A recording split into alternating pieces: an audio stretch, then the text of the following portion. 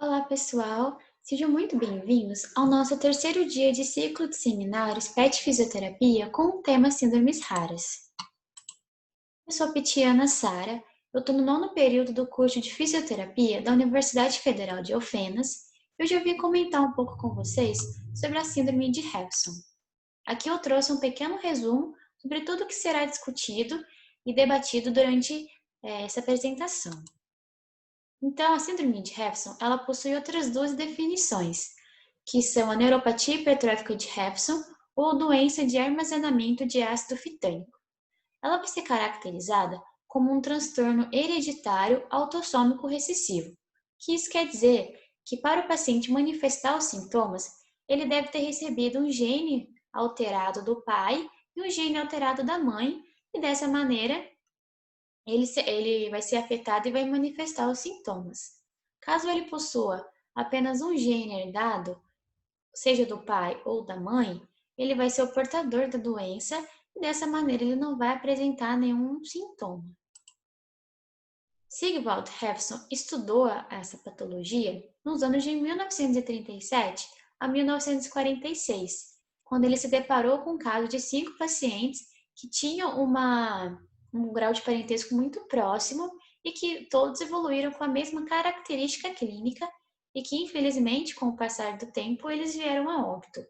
Após isso, ele decidiu estudar mais a fundo a história clínica desses pacientes e no ano de 1946, ele defendeu seu doutorado intitulado Heredopatia Táxica Polineurotiformes, uma síndrome familiar ainda não descrita, uma contribuição para o estudo de distúrbios hereditários do sistema nervoso. Foi a partir desse ano que a síndrome se tornou muito conhecida e possibilitou que outros pesquisadores aprofundassem mais sobre o tema. Então, a fisiopatologia dessa doença, ela se dá com a alteração, com a ausência da enzima PHYH.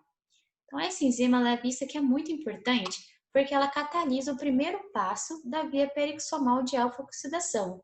Então, ela vai ser responsável por converter a fitanoil-CoA em 2-hidroxilfitanoil-CoA.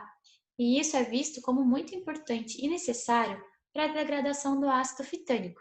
E é justamente nessa via que esses pacientes eles possuem alteração, porque eles têm uma ausência ou uma deficiência dessa enzima PHYH, que vai levar com que esse ácido fitânico ele não sofra lise, ele não sofra essa degradação e venha a ser acumulado nos tecidos, no sistema nervoso central e no sangue. E esse acúmulo ele vai gerar estresse e danos oxidativos nas estruturas corporais, o que vai levar a toda uma sintomatologia pelos pacientes. Nos sintomas, é muito importante ressaltar duas características. A primeira é que esses sintomas, eles não têm um início pré-determinado. Os pacientes eles podem apresentar o início desde muito cedo, como, por exemplo, aos 7 meses de vida, ou somente apresentar os sintomas na fase adulta. Outra característica é que as manifestações dos sintomas elas são muito individuais, ou seja, tem paciente que ele pode apresentar todos os sintomas e tem paciente que ele vai apresentar apenas alguns dos sintomas. Agora a gente vai estar comentando um pouquinho sobre cada um. A ictiose, ela vai se caracterizar como um ressecamento da pele. A pele desse paciente ele vai se tornar seca e áspera. A retinite pigmentosa, ela vai ser uma degradação pigmentar da retina, que vai afetar principalmente a região periférica e com a evolução do quadro, ela pode acometer a região central e levar esse paciente a ter uma baixa visão ou até uma cegueira.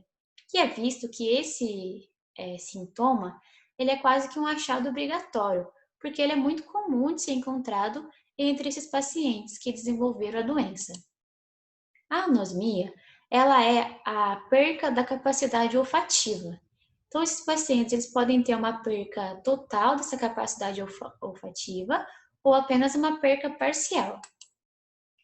A perda auditiva também é muito vista e ela vai ser caracterizada como bilateral, simétrica e ela pode afetar as frequências médias a frequências altas. As arritmias cardíacas, elas são um achado menos comum, mas também pode vir a ser encontrado e é um dos sintomas mais graves dessa síndrome. A polineuropatia ela é muito comum de ser encontrada. Ela vai se caracterizar como crônica, progressiva, assimétrica e mista, ou seja, ela vai afetar tanto os nervos motores quanto os nervos sensitivos e ela tem a característica de ser periférica. Então, ela vai afetar primariamente as partes mais distais do corpo e com a evolução da doença, essa polineuropatia, os sintomas, eles vão ascendendo, podendo até afetar a região de tronco. A ataxia cerebelar, ela vai se caracterizar nesses pacientes como uma instabilidade da marcha, uma incapacidade do andar, né? Uma deficiência desse andar. Os danos ósseos também podem ser encontrados nesses pacientes e ele vai se caracterizar como uma perca da falange distal, o que vai levar com que esses dedos dos pés e das mãos eles sejam mais curtos em comparação aos outros, e é o que eu coloquei em destaque nesse slide. A incidência dessa doença é estimada em uma pessoa por milhão de habitantes, e ela é vista que não é uma doença ligada ao sexo. Então, ela pode ser encontrada com tanta frequência nos homens quanto nas mulheres. A forma de diagnóstico dessa síndrome são por dois tipos de exame. O primeiro é pelo exame de sangue, que visa analisar a concentração de ácido fitânico no plasma. Então, nesses pacientes, essa concentração ela vai estar muito elevada, porque eles não fazem, né, a degradação, então vai ter esse acúmulo muito elevado ao analisar. E o segundo teste é o teste genético molecular, que visa detectar variantes patogênicas. Então, vai analisar o gene que codifica a enzima PHYH e vai analisar se esse gene ele possui alguma alteração. Caso tenha dado positivo, o paciente é diagnosticado com a síndrome de Refson. A forma de tratamento são duas principais, que vai ser através da dieta, com uma restrição do consumo de alimentos que sejam ricos em ácido fitânico. E para isso é necessário um acompanhamento adequado com uma nutricionista. E o segundo tipo de tratamento é através da plasmaférese, que ela vai ser o transplante de plasma.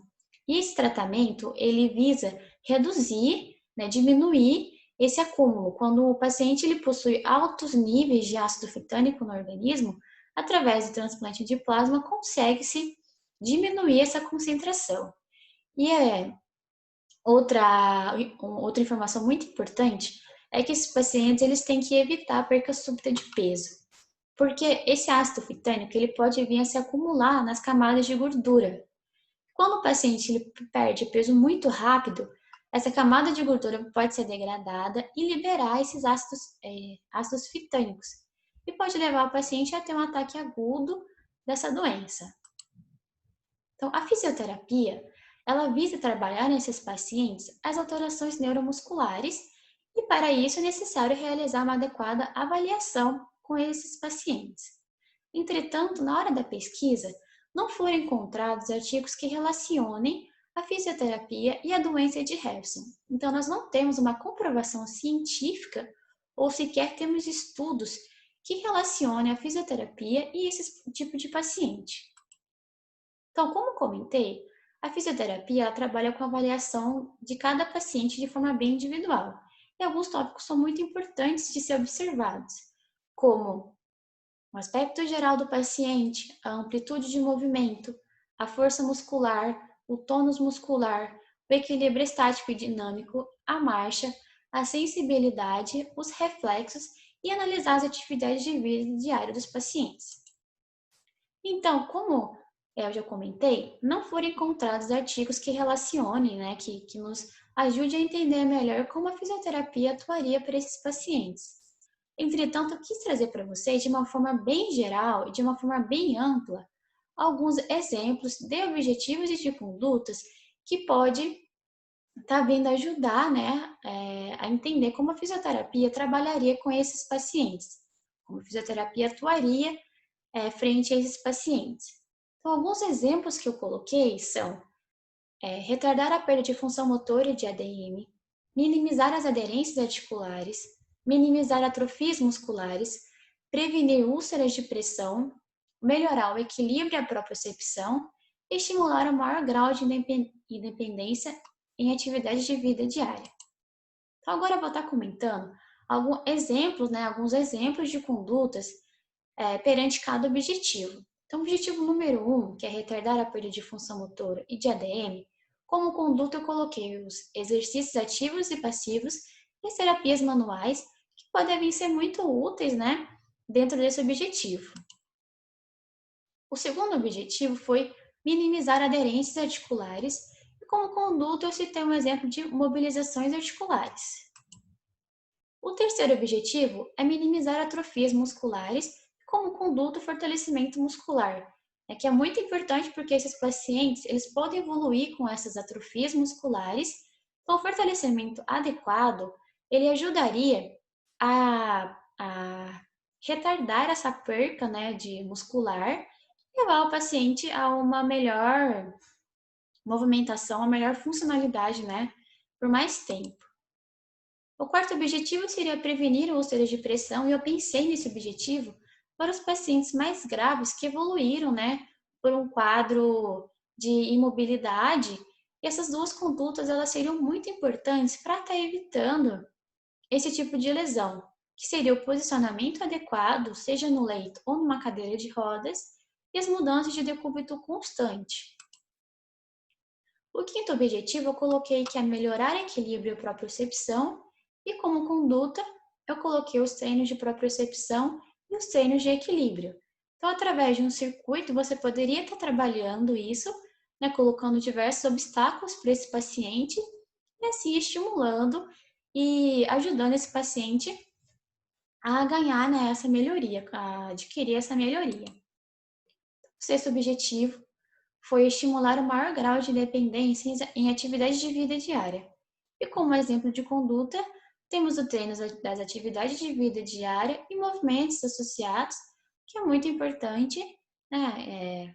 Antes de estar aplicando isso, é importante realizar uma adequada avaliação e analisar quais são as dificuldades que esse paciente apresenta, né, perante as suas alterações, e assim estar ajudando o paciente nessa melhoria, né?